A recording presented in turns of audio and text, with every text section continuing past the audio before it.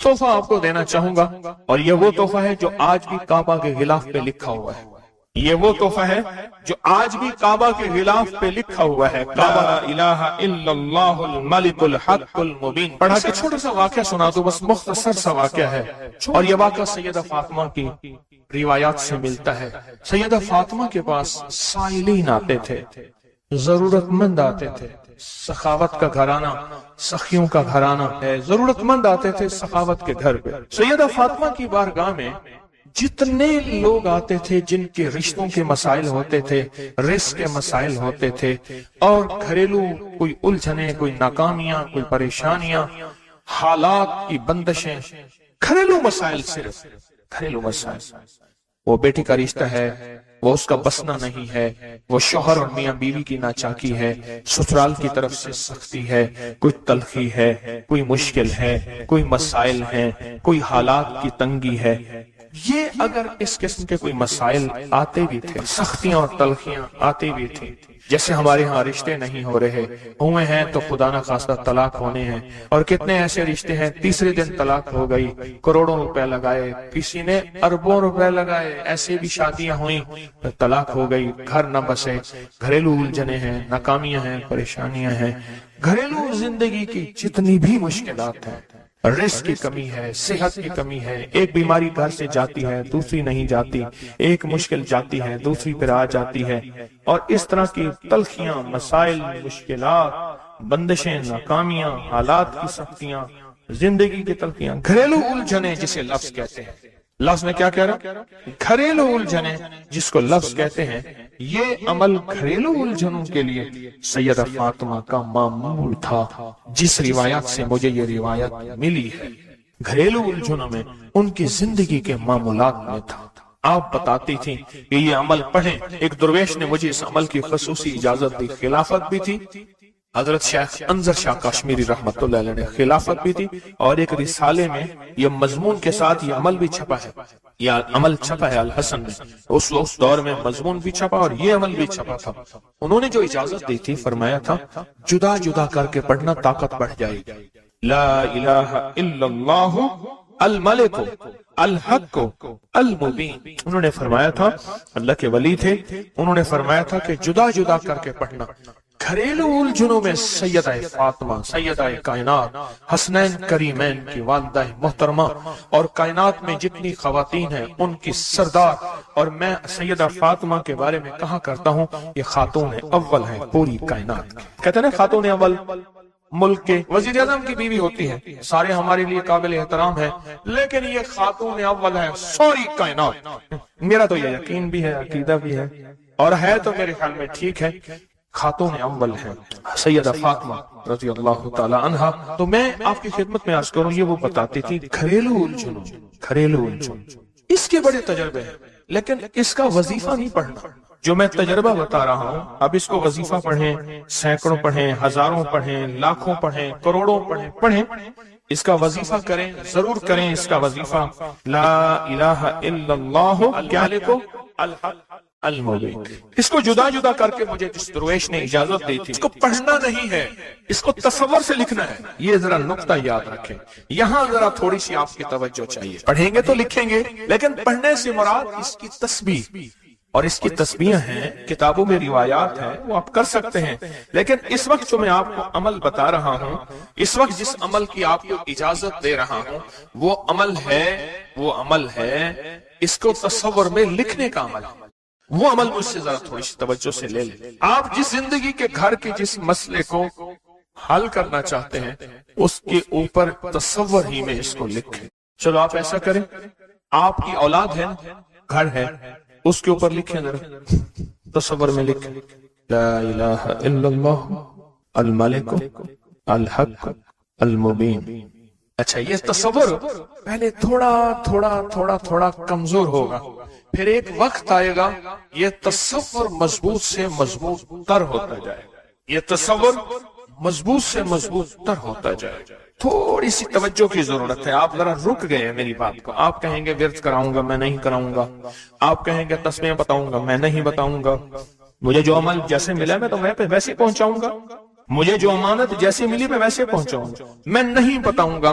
آپ کہیں گے لکھ کے ہم آٹے میں گھوم دیں، میں کہوں گا نہیں۔ آپ کہیں گے لکھ کے بوتل میں پی لیں، میں کہوں گا نہیں۔ جو ملا ہے میں پھر وضاحت کروں۔ مختلف ہماری روحانیت عملیات کی کتابوں میں اس کی مختلف ترکیبیں لکھی ہیں۔ جو مجھے ترکیب ملی ہے میں وہ آپ کی خدمت میں عرض کروں گا، اور وہ اکسیر ہے اور تیر ہے، اور تیر بھی ایسا ہے کہ بے خطا تیر ہے، نشانہ ہے، زبردست نشان، کمال چیز۔ اس کو صرف 3 بار لکھنا ہے۔ اب لکھنے کی ترکیب میں بتاتا ہوں، آسان بالکل۔ آپ نے کھپ لیا، اب آسان بتاتا ہوں۔ یہ دیکھیں، آپ نے ایک کام کریں، صرف اس کو پہلے لکھا ہوا دیکھ کے اپنی آنکھوں میں سمو لیں۔ سمو کے اس کی آپ کے پاس آنکھوں میں بن جائے گی سٹیمپ، مہر۔ سٹیمپ کو وہیں سٹیپ کر، اور ختم، کام ہی ختم ہو گیا۔ دیکھیں، قلم سے لکھنے میں بڑی دیر لگتی ہے، مہریں بنا بنا کے مہریں لگاتے جاؤ، مہریں لگاتے جاؤ۔ مشکل ہے کوئی؟ اس نقش کو پہلے اپنی آنکھوں میں سموئیں، دل میں سموئیں۔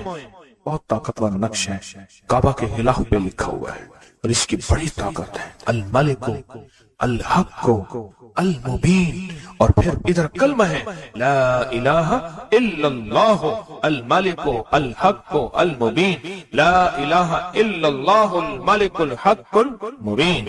آنکھوں میں اس کو آنکھوں میں لے لیں، اس کا عکس لے لیں، آنکھوں میں اس کا عکس لے لیں۔ چلو یہ بتا دیں، جس بندے نے کسی بندے کو قتل کیا ہو اس کی آنکھوں میں کس کا عکس ہوتا ہے؟ قاتل کا عکس ہوتا ہے، اور وہیں سے قاتل کے عکس کو نکال کے اسی وقت دکھا دیتا ہے۔ جو قاتل جس نے کسی کو قتل کیا ہے، جب وہ مرتا ہے اس کی آنکھوں میں اسی کا عکس ہوتا ہے۔ کسی نے سنا یہ واقعہ؟ آپ صرف اپنی آنکھوں میں عکس لے لیں ان لفظوں کا۔ کیا کریں؟ لکھ کے گاڑی میں لگا دیں، لکھ کے دفتر پہ لگا دیں، لکھ کے کچن پہ لگا دیں، لکھ کے سامنے لگا دیں، لکھ کے، اچھا یاد تو ویسے ہی ہو جائے گا، لیکن اس کو اپنی آنکھوں کے عکس میں لیں، اپنے دل کے اندر اتاریں، اور دل پہ اتار کے اس کو آنکھوں سے ظاہر کریں، اور جس کے وقت کو اچھا سمجھتے ہیں کہ جس کا وقت اچھا ہو جائے، اسی پہ ایسے تصور میں اس کا عکس لگا دیں اس کی پیشانی پہ۔ کہیں آپ چاہتے ہیں کہ وقت نصیب ہو، اولاد کا مقدر ہو، نصیب ہو، رحمت ہو، عزت ہو، برکت ہو، بیوی، گھر، بہن، بیٹی، ماں، کوئی نعمت گھریلو زندگی میں، اچھا کہیں گڑبڑ ہو رہی، وہیں اس کا عکس لگا دیں، اور اس کا عکس لگا کے کہیں، اے اللہ کا کلام میرے بس میں نہیں، تو اپنا کرشمہ دکھا۔ اے اللہ کا کلام میرے بس میں نہیں۔ کتنے بزرگ ایسے گزرے ہیں، کسی نے تعویذ مانگا اور لکھ کے دے دیا، اللہ میں جانتا نہیں، یہ مانتا نہیں، تیرا بندہ ہے تو اس کا کام کر دے، اللہ اس کا کام ہو گیا۔ ایک بزرگ تھے، سنو، ایک بزرگ تھے، کہیں سفر سے آئے تو ان کا سوار بھی تھا، گدھا بھی تھا، کسی نے ان کو گھر دے دیا تو گدھا بھی، بارش شروع ہو گئی، سردی تھی، تو گدھا جو ہے وہ بھی اندر کمرے میں آ گیا، وہ بھی آ گئے، تو ادھر جو ہے اس کی زچگی تھی، درد ذہن شروع ہوا، اس نے کہا بابا جی کوئی تعویذ دے دو، انہوں نے تعویذ لکھ کے دے دیا کہ یا اللہ میں بھی اور میرا گدھا بھی محفوظ ہو گیا، تو جان تیرا بندہ جانے اس کا کام کر دے۔ وہ تعویذ کام کر گیا، آج بھی وہ تعویذ کام کرتا ہے، آج بھی کام کرتے ہیں۔ ہماری روحانیت کی کتابوں میں اور ابکری میں بھی چھپا ہے، فارسی کا شعر ہے۔ یہ تو بول کام کرتے ہیں، سوچو اللہ کا کلام کیا کام کرے گا، یہ تو بول کام کرتے ہیں۔ اس کو اپنے دل میں نقش کریں، دل کے اندر اس کا عکس لائیں، اس کا نقش لائیں۔ سیدہ فاطمہ کا میں آپ کو عمل بتا رہا ہوں، محمد آل محمد کے وظائف بتا رہا ہوں، اور سیدہ کا عمل ہے، ان کے گھر میں جب بھی کوئی الجھنوں کا مارا ہوا، کوئی خاتون آتی تھی، آپ یہی فرماتی تھی اور یہی عمل دیتی تھی، یہی وظیفہ دیتی تھی، یہی تسبیح دیتی تھی۔ بات سمجھ آ گئی یا رہتی ہے؟ پکی بات ہے، 100% سمجھ آ گئی۔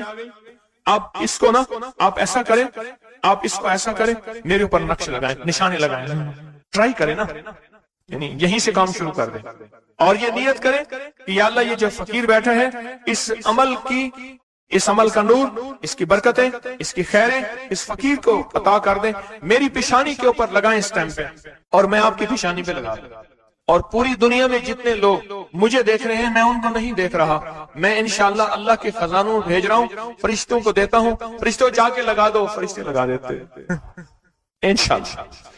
بہت چھوٹا سا عمل، بڑا طاقتور کام اس کا بتائے گا آپ کو۔ میرا چھوٹا آن محمد چھوٹا سا تھا نا، اس کو کچھ چھیڑتا تھا، کہتا تھا بابا جی بتاؤں گا، مجھے بھی دھمکی دیتا تھا، کہہ رہا بابا جی بتاؤں، کہتا بابا جی کوئی بلاؤ گی، مجھے بھی دھمکی دے کے کہتا تھا، کہہ رہا بابا جی بتاؤں گا، بابا جی بتاؤں گا۔ تو یہ وظیفہ بتائے گا انشاءاللہ، یہ وظیفہ ہم کو بتائے گا کہ اس کا نقش کی طاقت اور تاثیر کیا ہے، کیا ہے۔ جو صبح اور شام یہ 3 صورتیں پڑھ لے، فرمایا یہ تمہیں ہر چیز سے کافی ہوگی۔ حضرت عائشہ صدیقہ رضی اللہ تعالی عنہ سے روایت ہے کہ آپ نے فرمایا جب بستر پر سونے کے لیے تشریف لاؤ اپنی دونوں ہتھیلیوں کو اکٹھا فرماتے۔ آپ جب بستر پہ سونے کے لیے تشریف لاتے اپنی دونوں ہتھیلیوں کو اکٹھا کرتے۔ اب آپ دیکھیں یہ عمل ہے۔ ایک بندہ کہتا ہے کہ ہتھیلیوں کو اکٹھا کرنے کی کیا ضرورت ہے، ایسے ہی پڑھ لیں۔ یہ ابکری والے یہ عمل کہاں سے لے آئے ہیں؟ اس کی ناواقفیت ہے، اس کے علم کی کمی ہے۔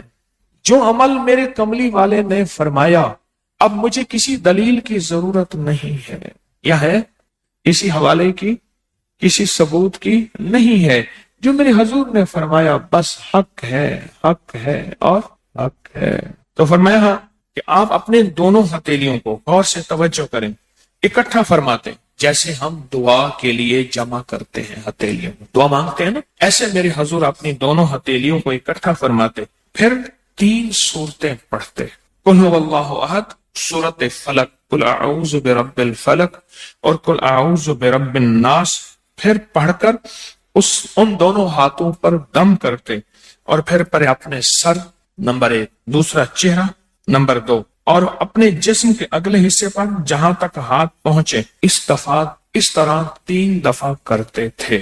آج میں اس کا ایک راز بتاتا ہوں، لیکن پہلے عمل کو غور سے سن لیں۔ آپ دعا کے لیے ہاتھ جیسے کرتے ہیں سوتے ہوئے ویسے کریں گے، کر کے ایک بار قل هو اللہ پوری صورت، ایک بار سورۃ فلق پوری صورت اور ایک بار سورۃ ناس پوری صورت، ٹھیک ہے؟ پڑھ لی، ہتھیلیوں پہ دم کیا، دم کرنے کے بعد پہلے سر پر، اوپر سے شروع کرتے حضور، سر، چہرہ، چہرے کے بعد اپنے جسم کے اگلے حصے پہ جہاں تک ہاتھ پہنچتا، پھر پچھلے حصے پہ آپ پھیرتے، اگلے حصے پہ پھیرتے، پھر دوسری دفعہ ایسے کرتے، ہاتھ پھیلاتے دونوں ہتھیلیاں، پھر یہ 3 صورتیں پڑھتے، پھر ایسے کرتے، پھر تیسری دفعہ بھی ایسے کرتے تھے۔ اس کے فائدے کیا ہیں؟ میں فائدے بتاتا ہوں۔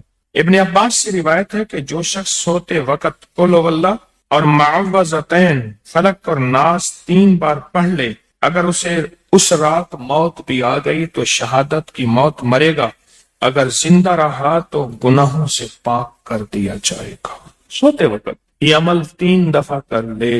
اور عبداللہ بن خبیب سے روایت ہے، فرمایا جو صبح و شام 3 بار قل هو اللہ اور معوذتین پڑھ لے، مثلا 3 دفعہ قل هو اللہ، 3 دفعہ فلق اور 3 دفعہ ناس، یہ صورتیں، فرمایا جو صبح شام پڑھ لے، صبح شام۔ یہ اور روایت ہے، پہلا عمل ہتھیلیوں کو سیدھا کر کے 3 دفعہ کرنا، پہلا عمل وہ ہے۔ دوسرا عمل یہ ہے کہ جو صبح اور شام یہ 3 صورتیں پڑھ لے۔ اب اس کے کمالات سنیں، فرمایا یہ تمہیں ہر چیز سے کافی ہوگی، بس اب تمہارے لیے اللہ کافی ہو گیا۔ اب تمہیں کسی چیز، کسی پریشانی، کسی دکھ، کسی تکلیف، کسی ناکامی، کسی مصیبت کو انشاءاللہ آنکھوں سے نہیں دیکھو گے۔